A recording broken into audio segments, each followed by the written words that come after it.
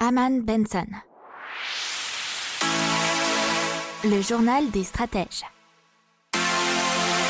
Boris Kalt.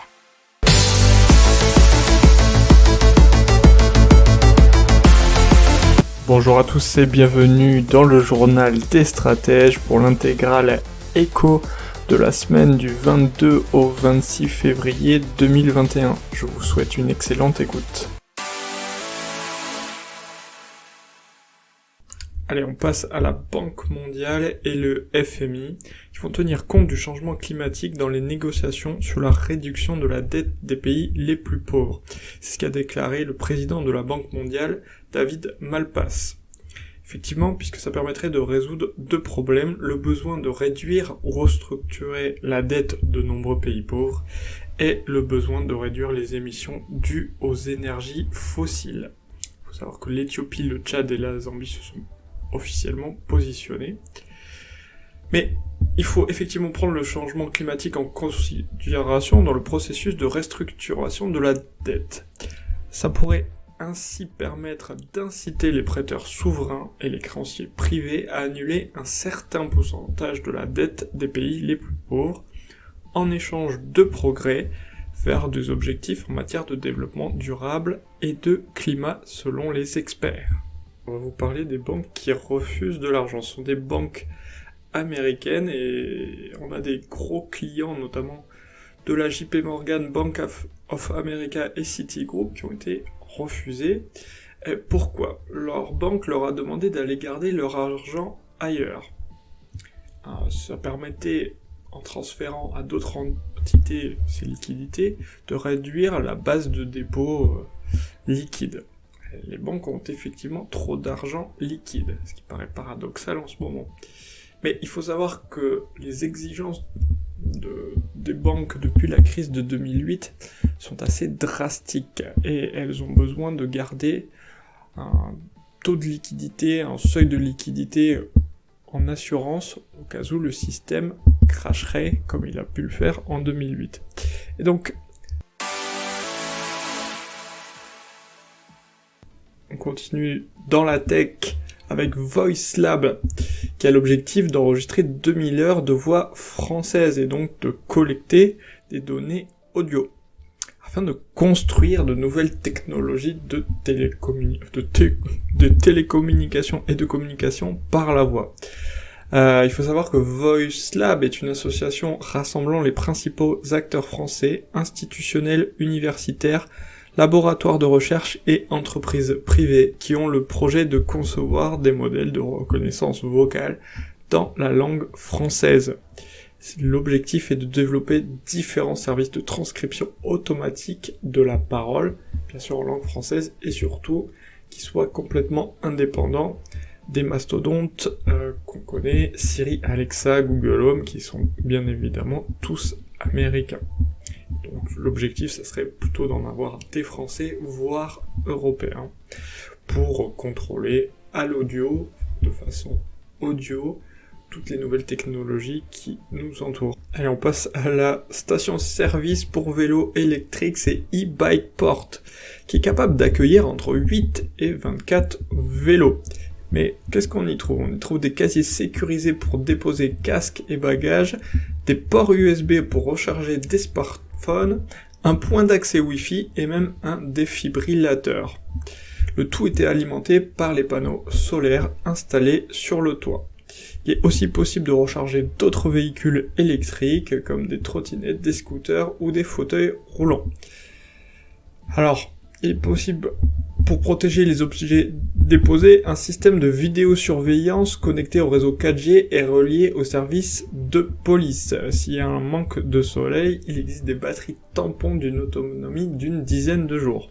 Pour l'instant, il y a 2 stations en France, l'une à Limoges et l'autre au lac de Saint-Pardoux dans la Vienne. Alors, il faut savoir que la start-up vise une clientèle de collectivités ou d'entreprises qui pourrait même amortir le coût grâce à de la publicité diffusée sur un écran intégré.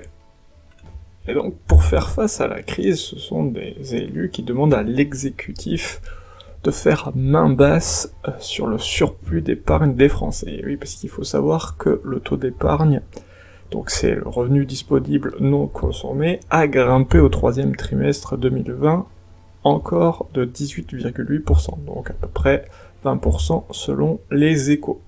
Il pourrait atteindre 130 milliards d'euros sur l'ensemble de l'année. Et donc, ils sont stockés, ces surplus, dans les livrets réglementés ou sur les comptes courants. Il faut savoir que ce sont 20% des ménages les plus aisés qui ont accumulé 70% de cette épargne. Ce sont les chiffres du Conseil d'analyse économique. Et donc, plusieurs élus ont demandé à ce que l'exécutif prenne cet argent pour relancer l'économie. Mais pour l'instant, le gouvernement rejette toute hausse de la fiscalité. On continue dans l'économie avec le plan de relance européen et surtout l'appel de la présidente Ursula von der Leyen à ratifier l'accord sur les ressources propres qui permettrait à la Commission d'emprunter sur les marchés en vue de financer ce plan de relance européen qui, si vous vous souvenez, s'élève à peu près 750 milliards d'euros, qui permettrait à aider les économies européennes à se relever de la crise économique. Alors chaque parlement national doit d'abord ratifier l'accord sur les ressources propres, qui permettra ensuite aux 27 d'emprunter sur les marchés pour financer ce plan de relance. Alors il y a déjà 7 pays européens, selon Ursula von der Leyen, qui l'ont ratifié, dont la France et le Portugal par exemple. Alors, une fois que cette ratification sera faite, chaque État membre doit ensuite proposer à la Commission européenne d'ici le 30 avril 2021 un plan indiquant la façon dont les fonds seront dépensés. Au moins 37% des fonds doivent aller à des mesures en faveur du climat et au moins 20% à la transformation numérique. Et donc, selon Kristalina Georgieva, qui est la directrice générale du FMI, donc qui a pris la suite de Christine Lagarde il y a à peu près un an, selon une étude qu'elle n'a pas citée, une accélération coordonnée des investissements dans les infrastructures vertes est nécessaire. Elle permettrait d'augmenter le PIB d'environ 0,7 points chaque année sur une période de 15 ans, ce qui créerait des millions de nouveaux emplois. Alors on va vous parler du durcissement des conditions d'obtention de prêts. C'est effectivement des recommandations et des demandes faites aux banques par la Banque de France pour que celles-ci, ces dernières, se montrent plus raisonnables. Alors, la surveillance du système financier qui est effectuée par le HCSF, le Haut Conseil de la Stabilité Financière, et donc qui nous a dévoilé une série de mesures qui deviendront la norme à respecter d'ici l'été 2021. Alors, quelles sont-elles? Les 3, ce sont la durée maximale du crédit qui ne doit désormais plus dépasser 25 ans, le taux d'endettement ou taux d'effort ne doit pas aller au-delà des 35%, et l'assurance du prêt doit désormais automatiquement être incluse dans le calcul de ce taux d'effort. Alors, il faut savoir qu'on a bien déterminé apparemment à la Banque de France et au HCSF que ces mesures se feraient au détriment des primo-accédants et des foyers à faible revenu. Immobilier, on continue dedans avec l'agence de notation américaine Standard & Poor's qui nous annonce que effectivement en 2021 les prix dans l'Hexagone n'augmenteront pas plus de 1,5%. Ils ont donné aussi une autre série de chiffres dans toute l'Union européenne, notamment au Royaume-Uni, qui aura une très très grosse chute de 2,3%. Alors, il faut savoir qu'en 2020, grâce à une forte demande, qui a été évidemment soutenue par les dispositifs gouvernementaux de protection des salariés, les prix ont grimpé de plus de 3% dans 7 pays sur 11. Et c'est notamment le cas de la France, dont les prix ont grimpé de 4% selon une estimation de Standard & Poor's. On passe aux pertes du groupe Accor en 2020, qui ont été effectivement de près de 2 milliards, 1,99 milliards d'euros l'an dernier, avec pourtant, il y avait eu en 2019 464 millions d'euros de bénéfices. La perte d'exploitation brute atteint 391 millions d'euros en 2020, alors que c'était un bénéfice de 825 millions d'euros l'année précédente, donc pour 2019. Donc 2020 a été une année historique, puisque effectivement les investissements verts, qui regroupent donc les énergies renouvelables, les transports électriques, la capture du carbone ou encore d'hydrogène, ont atteint un montant record de 501 milliards de dollars contre 459 milliards de dollars en 2019. C'est la plus forte progression en valeur absolue depuis 2016. Et les investissements dans l'extraction et la production d'hydrocarbures se sont effondrés à 378 milliards de dollars. C'est une baisse de 30% par rapport à 2019 qui avait atteint 543 milliards de dollars. Alors pour information, le record absolu c'était 2014 avec 884 milliards de dollars. Et donc, les investissements dans les secteurs du pétrole et du gaz de schiste aux États-Unis, c'était ceux qui influaient le plus, et notamment sur la baisse qui a été provoquée, puisque les investissements y ont chuté de 53%. Allez, on passe à la suite avec le Bitcoin, et surtout Bill Gates, qui n'est pas fan du Bitcoin, et surtout de ce genre de crypto-monnaie, puisque selon lui, elles consomment beaucoup d'énergie et elles sont très très volatiles. Alors, il a cité Elon Musk, puisque Elon Musk fait souvent la publicité du Bitcoin ces temps-ci. Il dit que Elon a beaucoup d'argent et il est très sophistiqué, donc il ne craint pas que son Bitcoin augmente ou diminue de manière aléatoire.